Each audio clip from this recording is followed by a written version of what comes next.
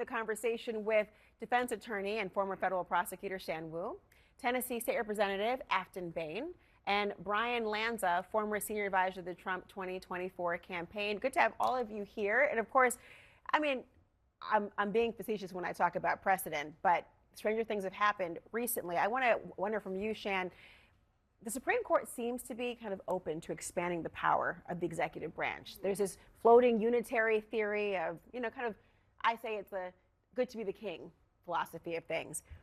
Will they embrace the deference to Trump here? Would they say, look, do what you want? Well, I think the Trump administration is going to be pretty happy with anything in front of the Supreme Court anytime they have an issue where it could expand presidential power. But why are we so sure about that? Because they gave him all that immunity. That's why I think. And it's an old conservative idea that the president is being too constrained here and the executive needs to sort of move back into the spotlight. Here on the tariffs issue, I think it's a little bit of an uphill climb because it's so obvious that the word doesn't appear in the statute. So I think that's a little bit of an uphill climb for them. And I know that Neil Katyal earlier today in talking about it had said that former Solicitor General of the United States. Right, exactly, who argued the case, does say that the court, when the law is very clear, can rise above whatever conservative ideology they have. So we'll see. I'm not that optimistic, but I do think here it's pretty clear cut that the word tariff isn't in that statute, so that's a hard hill to climb. Trump is, he's posting on Truth Social, Brian, that if the tariffs ever went away, and these are his words, it would be kind of a total disaster for the country, I'm paraphrasing. How much does his agenda, though, hinge on whatever the Supreme Court rules? Is that why there's such an investment? No, listen, I think the first immediate problem is does the court make the decision that that they have to return the money? That's what nearly $500 million that they almost had to return overnight. I don't think any apparatus exists for that to take place. And now the Trump administration is trying to send out these dividend checks to this resident, so the money's may not even be there. It is chaotic. $500 million is a big gap to fill if they were to lose, and that becomes very chaotic. But ultimately, the policy of the president and why tariffs play a role in it is he wanted to expedite the remanufacturing of the United States, and his team felt that they could use tariffs to bring that type of manufacturing back. The goal is still the same. We want to reindustrialize and remanufacture the United States. If it means we can't use tariffs, there's going to be other means to do it. You're going to be able to incentivize business to bring supply chains out of China because we've made the decision from a policy standpoint that China is not a reliable source for our supply chain. So Aftyn, obviously the word tariffs, not politically sexy, but to voters, to consumers, to business owners, the repercussions and results of tariffs, very important. Is this where Democrats should be hammering home the point? Absolutely. One, I believe Trump absolutely overstepped his authority. Two, tariffs were never about protecting American workers. They were about punishing political opponents of President Trump and rewarding allies. And this decision will yield a double devastation in terms of inflation and high tariffs. What about Lisa Cook in terms of the presidential maybe oversteps? This is what her lawyer is saying, Abby Lowell, that there was no due process, these are just allegations. There is a hidden agenda, which people are talking about, because if she's gone, he can install somebody else there, and then maybe have a little bit more of a malleable Fed to talk about this.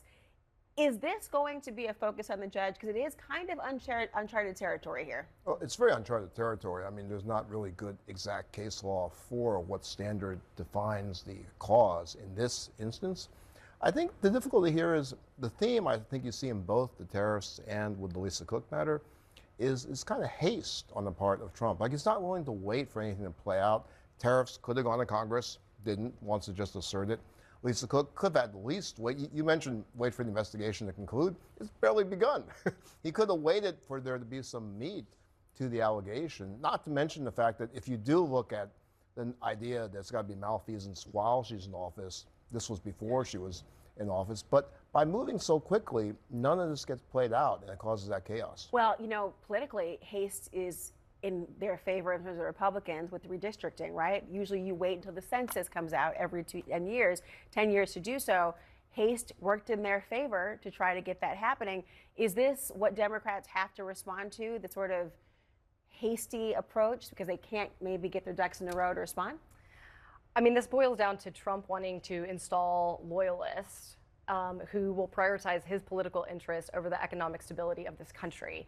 And Democrats are saying they are yelling quite loud about this, that we do not believe that loyalists should be in these positions. We should have experts that are in charge of our economy. Do voters see it the same way, you think? Because you look at the idea of, they want to maintain the majority. They want to be able to have in California their own say of who gets to decide the districts. But do you think that the idea of loyalists is the issue for them, or that this is just power run amok at this point? I mean, President Trump is not talking about lowering grocery taxes. He is not talking about making rent more affordable. He is spending his time stacking the Federal Reserve with his loyalists.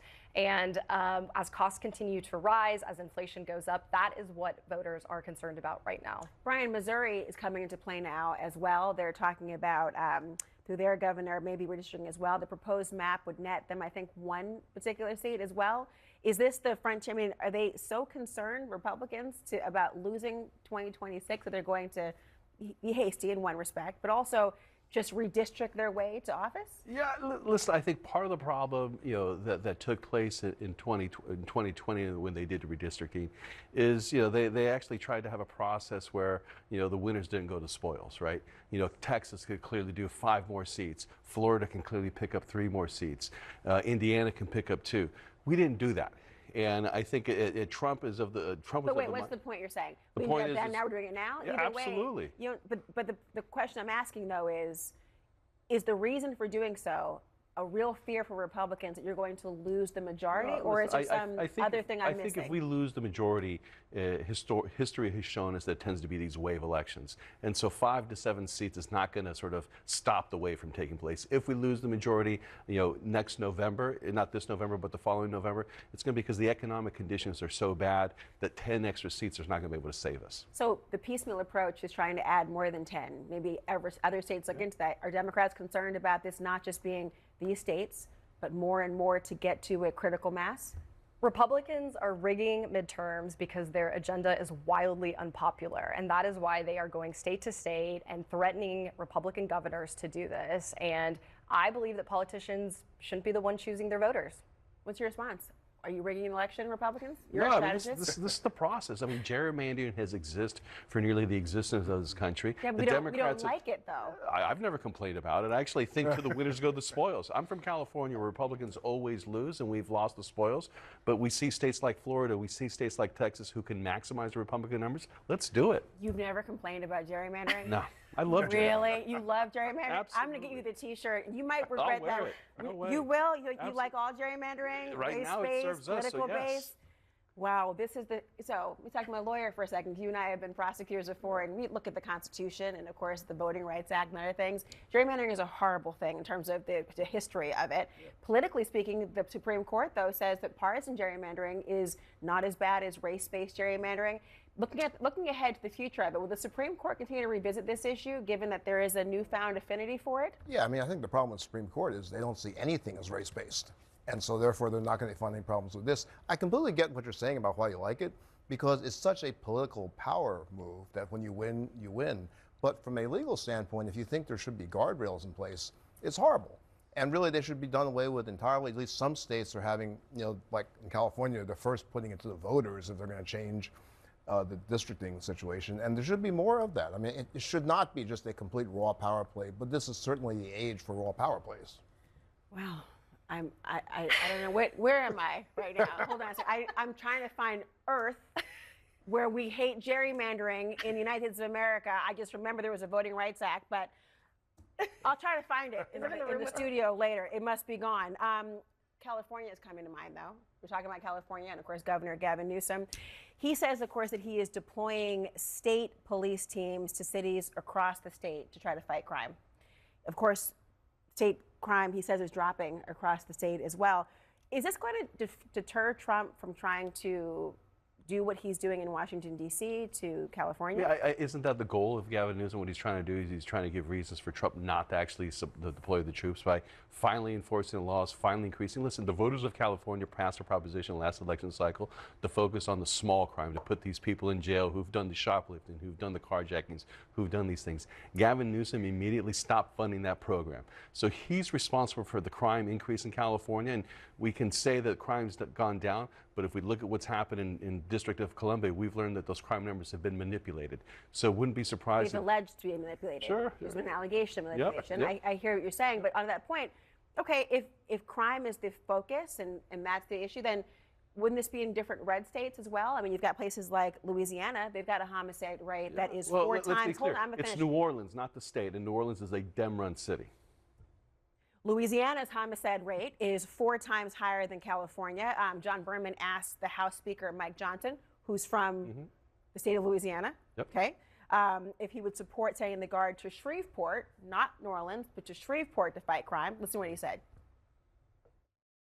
So would the Guard help? If the Guard can help in D.C., the president has said he wants to send the Guard to Chicago and other places. Why not Shreveport? I don't know. That's not my call. Would you it may ask be him for that? necessary. Well, I don't know. Let's take one city at a time and see. We have to address the crime problem in any city where it's a problem like that. One city at a time. Something tells me the list and the priorities are just different. What do you say? I think Governor Newsom's deployment of state police isn't happening in a vacuum. It's a direct result of the overreach of President Trump. And I think President Trump has his interest in nationalizing the Guard has a lot of governors across this country on edge. The National Guard, like in Tennessee, is to be used to mitigate disasters, to prepare for disasters, the next tornado, the flood, and that's not what's happening right now. How do you address voters who say, look, I don't want crime. Whatever will help, fine. I'm fine with. Well, taking the Tennessee National Guard out of our cities and out of our state to prepare for the next disaster is not the solution. Well, More boots on the ground always helps. And what we've had, since the defund the police movement, we've had law enforcement and never hit the numbers that they've hit before. So they're still lower than what they've been, and that's why they need more boots on the ground. I mean, at least the state police are police versus being soldiers, and at least that maybe they'll have a better sense of how to actually but look what it took Gavin Newsom to finally do something about it. It took Trump, the threat of Trump, bringing in the National Guard for him to say, maybe I should do something. Oh, by the way, it appears to be popular in Washington, D.C. Maybe this works here. It's not popular in Washington, D.C. oh, wait, hold on. Totally not. Be careful, you gotta drive home. You turned to Steve to take umbrage with that. Do you think that Gavin Newsom was waiting for Trump to act to be able to govern? No, I think it's a response. I think, as I said, governors feel incredibly anxious right now, and they're trying to preempt President Trump from his overreach, which he's overreaching now almost every day, every minute. Every hour. Oh, every minute, every hour. Well, here's a good hour, the Laura Coates Live Hour. Thank you all so much.